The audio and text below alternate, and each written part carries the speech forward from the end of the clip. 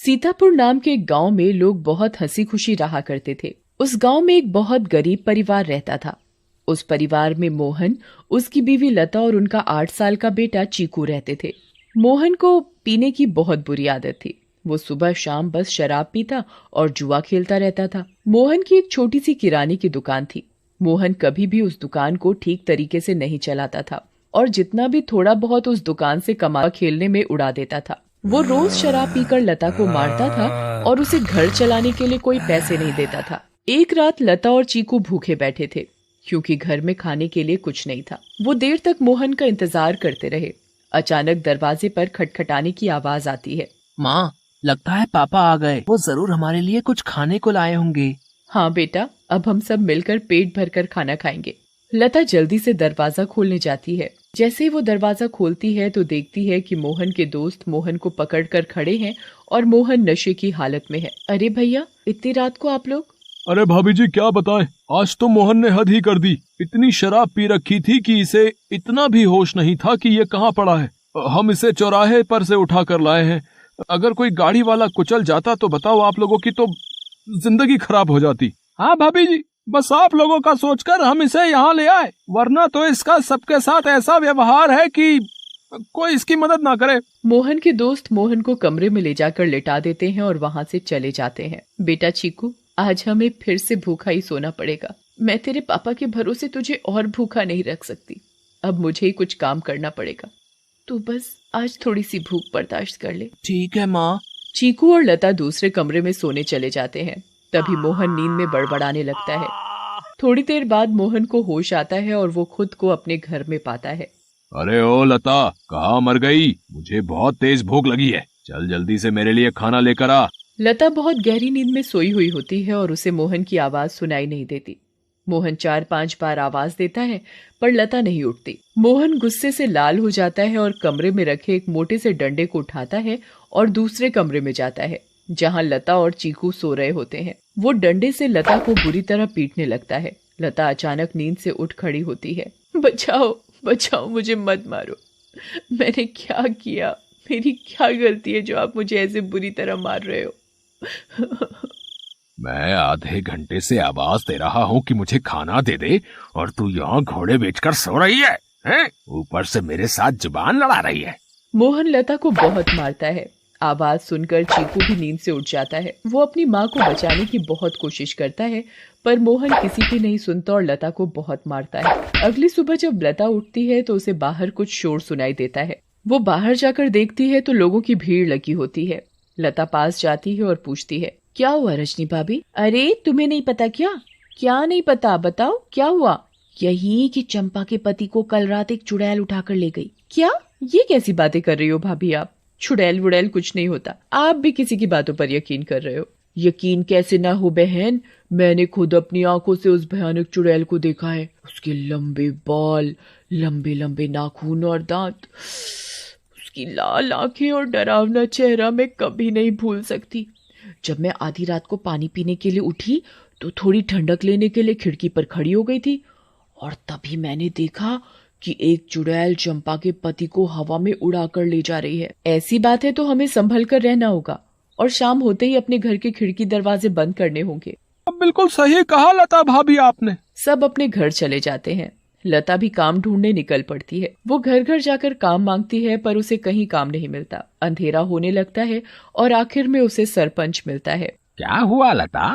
बड़ी परेशान दिख रही है। बस क्या बताऊं सरपंच जी, चीकू के पापा का तो सभी को पता है कि वो ठीक से कमाते तो है नहीं और जो कमाते हैं उसे दारू में उड़ा देते हैं। इसीलिए मैं ही काम ढूंढ रही हूँ ताकि अपना और अपने बच्चे का पेट भर सकूं। ऐसी बात है तो मेरे पास एक काम है। मेरी माँ बहुत बड़ी हो गई है और बिल्कुल चल फिर नहीं सकती। मैं उनकी देखभाल के लिए किसी को देख रहा था, पर अगर तुम चाहो तो तुम ये काम कर सकती हो। मैं तुम्हें महीने के 2000 रुपए दूंगा। आपका बहुत बहुत धन्यवाद। बस एक दिक्कत है कि तुम्हें देर रात तक रुकना होगा, जब तक कि वो सो नहीं जाती। मुझे मंजूर है सरपंच जी। ये लो फिर 500 रुपए और कल से आ जाना। लता खुशी खुशी घर जाती है और ये बात चीकू को बताती है। दोनों बहुत खुश हो जाते हैं। तभी वहाँ मोहन आ जाता है। क्या बात है? किस बात की इतनी खुशी मनाई जा रही है? मुझे उनकी बड़ी माँ का ध्यान रखना होगा, जिसके बदले वो मुझे पूरे 2,000 रुपए देंगे। तू कहीं भी जाकर मर, मुझे कोई फर्क नहीं पड़ता। बस मुझे दारू पीने के लिए पैसे मिलने चाहिए। तभी मोहन को लता के हाथ में कुछ पैसे दिखते हैं। मोहन वो पैसे लता से छीन लेता है। लता बहुत रोती है और अपने पैसे मांगती है, पर मोहन उसकी एक नहीं सुनता और दारू पीने चला जाता है। लता उन पैसों में से कुछ पैसे अपने पल्लू में पहले से ही बांध लेती है, जिसका वो घर का राशन ले आती है। उस दिन लता और चीकू पेट भरकर खाना खाते हैं, चैन की नींद सोते हैं। दूसरी ओर चुड़ैल का आतंक शुरू हो जाता है। वो आसमान से आती है और गांव वालों के घरों के ऊपर उड़ती रहती है। वो कभी किसी के घर के ऊपर तो कभी किसी और के घर के ऊपर अपने शिकार की तलाश में उड़ती रहती है। अब मैं अपना शिकार करूंगी। किसको लेकर जाऊं आज अपने साथ? किसको? बहुत देर तक चुड़ैल को कोई दिखाई नहीं देता। लगता है इस गांव के आदमी बहुत चालाक हो गए। अब इन्होंने रात को निकलना ही बंद कर दिया। अगर ऐसा रहा तो मैं अपना शिकार कैसे करूंगी? किसको लेकर जाऊं अपने साथ? किसको लेकर जाऊंगी अपने साथ? तभी भोला रात को घर के बाहर आता है और रस्सी पर सूख रहे कपड़े उतार कर इकट्ठे करने लगता है। चुड़ैल की नजर भोला पर पड़ती है। मिल गया मेरा शिकार। चुड़ैल भोला पर हमला करती है। वो उसे एक हाथ से पकड़ती है और अपने साथ हवा में उड़ाकर ले जाती है। बचाओ, बचाओ, मुझे छोड़ दो, जाने दो मुझे। तू तो मेरा आज का शिकार है, ऐसे कैसे छोड़ दूं? तभी भोला की बीवी बाहर भोला को देखने आती है। उसे भोला घर के बाहर कहीं नहीं दिखता, पर फिर उसकी नजर ऊपर जाती है और वो देखती है कि चुड़ैल उसके पति को लेकर जा रही है। रेखा ये सब देखकर बेहोश ही हो जाती है और सुबह जाकर उसे होश आता है।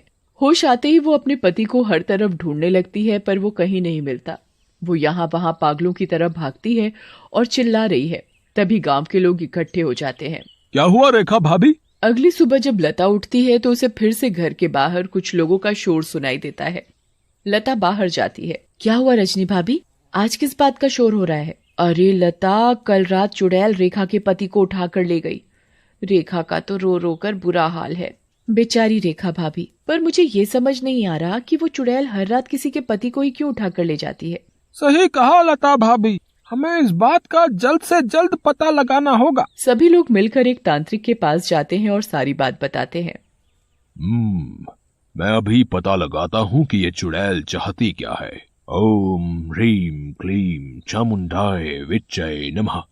ओम ह्रीम क्लीम चामुंडाय विच्चय नमः। तांत्रिक ध्यान लगाता है और उसे वो चुड़ैल दिखाई देती है। ये कोई साधारण चुड़ैल नहीं है, बहुत खतरनाक चुड़ैल है। इसे कब्जे में करना या खत्म करना मेरे बस की बात नहीं। पर हाँ, एक बात मुझे पता चली है कि ये बस आदमियों को ही नुकसान पहुंचाती है। इससे औरतों या बच्चों को कोई खतरा नहीं और इसकी शक्तियां रात को ही काम करती हैं।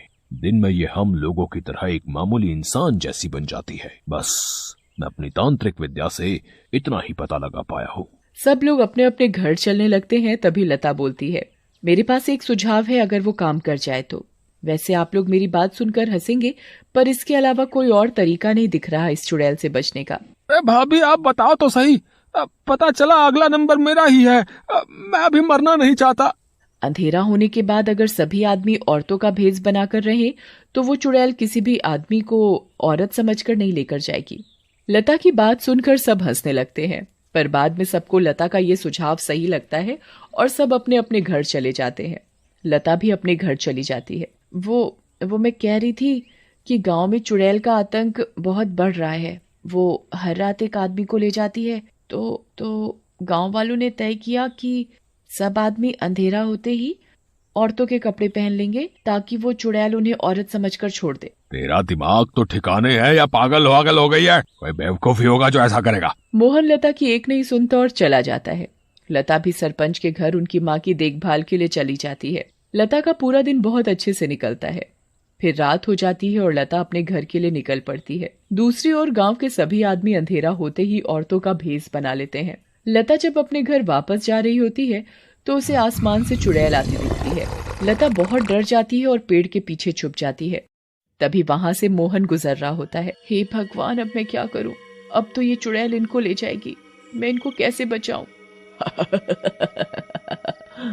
मिल गया मुझे मेरा शिकार। चुड़ैल उड़कर मोहन को पकड़ लेती है। बचाओ बचाओ, कोई मुझे इस चुड़ैल से बचाओ। चुड़ैल मोहन को लेकर हवा में उड़ने लगती है। तभी लता दौड़कर आती है और चुड़ैल का पैर पकड़ लेती है। चुड़ैल लता को देखकर वापस जमीन पर उतर जाती है। ऐ पागल औरत, छोड़ मेरा पैर और ले जाने दे मुझे इस आदमी को, ये मेरा शिकार है। नहीं, मैं तुझे नहीं छोड़ूंगी, मैं तुझे अपने पति को नहीं ले जाने दूंगी, चाहे इसके बदले मुझे अपनी जान ही क्यों न देनी पड़े। चुड़ैल बहुत कोशिश करती है पर लता उस चुड़ैल के पैर को नहीं छोड़ती। छोड़ मेरा पैर, मेरी पायल टूट जाएगी, दूर रह मेरी पायल से, मेरी पायल मेरी जान है। इस चुड़ैल को आखिर इतना क्यों प्यार है इस मामूली सी पायल से, और ये ऐसे क्यों बोल रही है? कहीं इस पायल में ही तो इसकी जान नहीं। मुझे इस पायल को तोड़ देना चाहिए। लता उस पायल को तोड़ देती है। चुड़ैल आग में जलने लगती है। ये तूने क्या किया? मेरी पायल में ही मेरी जान थी और तूने वही तोड़ दी। चुड़ैल उस आग में खत्म हो जाती है। अब मुझे माफ कर दो लता, मैंने हमेशा तुम्हें मारा पीटा और आज तुमने ही मेरी जान बचाई। उस दिन के बाद से मोहन बदल जाता है। वो अच्छे से काम करता है और अपने परिवार का ध्यान रखता है और कभी शराब नहीं पीता। गांव वालों को भी उस चुड़ैल से हमेशा के लिए छुटकारा मिल जाता है और सब हंसी खुशी रहने